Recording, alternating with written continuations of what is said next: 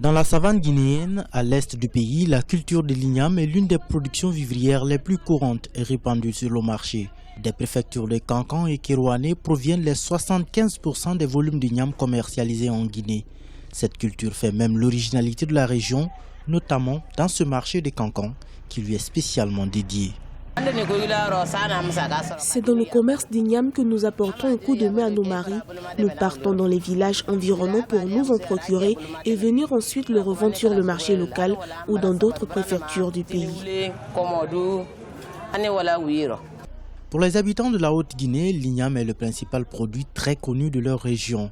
Plusieurs quantités sont revendues à Kankan, à Bamako en République du Mali et dans les autres régions de la Guinée comme Mamou, Labé, Kindia et Conakry. Très prisé sur le marché, son coût peut parfois sembler hors de portée pour les Guinéens moyens.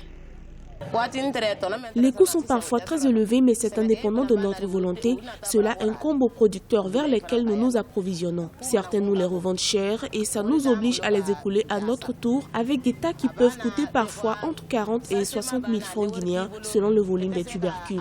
Et parfois, c'est dur. Ces coûts très élevés sont tributaires de la disponibilité des tubercules sur le marché car l'igname est un produit saisonnier. Selon les autochtones, c'est l'un des piliers de l'autonomie vivrière dans cette région de la Guinée où elle occupe la 4e place après le riz, le maïs et l'arachide. Seule contrainte, sa conservation pose parfois problème aux producteurs et commerçants car au-delà des mois, le tubercule commence à pourrir et occasionne ainsi des pertes pour les commerçants.